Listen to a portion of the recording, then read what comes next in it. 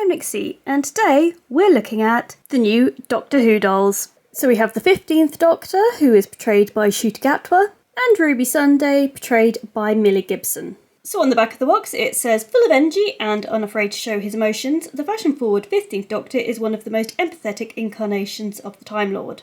With an unrelenting need to fix problems and help those in danger, the 15th Doctor's sense for adventure and love for the universe propels him throughout time and space alongside his best friend Ruby Sunday. And for Ruby, long ago, on Christmas Eve, a baby was left on the steps of the church on Ruby Road. 19 years later, Ruby Sunday jumps straight into an adventure facing goblins and their terrifying hungry king. Brave, bright and yearning to solve the mystery of her birth, Ruby joins the Doctor in the TARDIS and quickly becomes his best friend in the universe.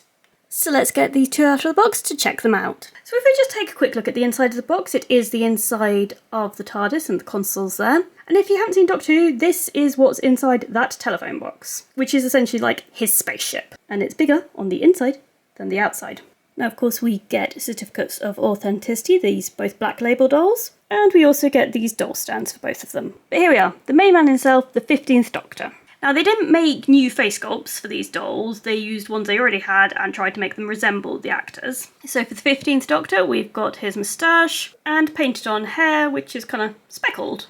Now for his clothes, they kind of went for one of the first looks he had. This Doctor Who has been unique in that he's the first one who's completely changed his look like every episode, which I personally thought was a bit of a shame. I quite liked that the Doctor has a signature look and it doesn't matter where in time and space he goes, he just still rocks his original own look. He never has to dress to fit in where he goes. But let's have a look what we've got. So we've got this kind of tan cover faux leather jacket, which goes all the way down to his knees, and I absolutely love this. This is a really cool jacket. He's then wearing this orange with blue striped short sleeve shirt. It's got some little Velcro fastenings at the front, and it's got elastic going around the crotch area just so that it's easier to tuck into his trousers. And then look at his shoes with all these painted details. Aren't they amazing? This is what we like to see, Mattel. Look at the details. Now, by way of articulation, he's not fully made to move, but he has a reasonable amount of articulation. It's kind of the level I wish they'd given the Holiday Kents, because there's no way they would have made them made to move, but if they'd been this level, so we've got head movement, shoulder, a single joint elbow, wrist movement, we have knee movement, so again, single joint, and I did just have to remove these protectors from both his knees, and then we have ankle movement. So whilst not fully made to move, that's quite a decent amount of movement. He can do a lot of things with that. But let's get on to Ruby Sunday. So she's got green eyes, sort of minimal makeup, quite a neutral lip. What's cute is that they did include the little slit she's got in her eyebrow. You might be able to see though, her face is a little bit shiny, and that's because of all this gel in her hair. So she's got this sort of short, blonde, slightly wavy hair, but my goodness me, does this need a brush, because look how much gel! They didn't need to put this much gel in it.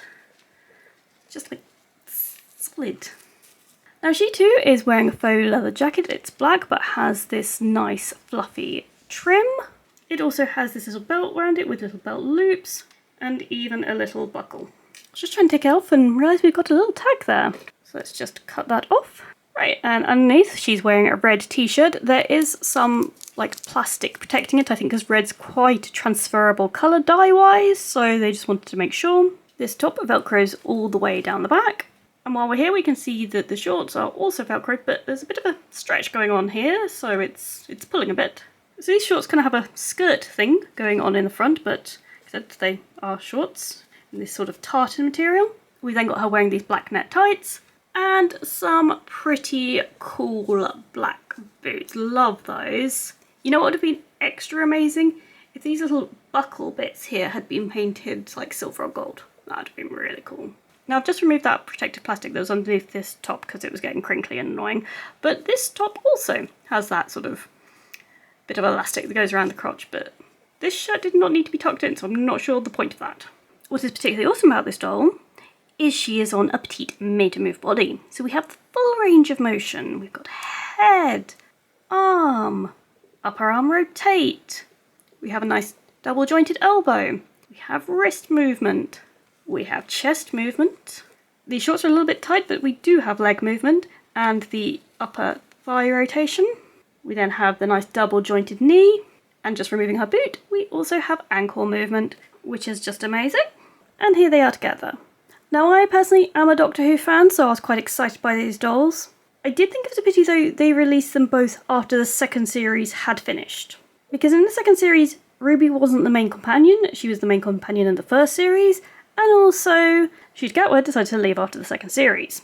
So really, I kind of wish they'd released these dolls between the first and second series.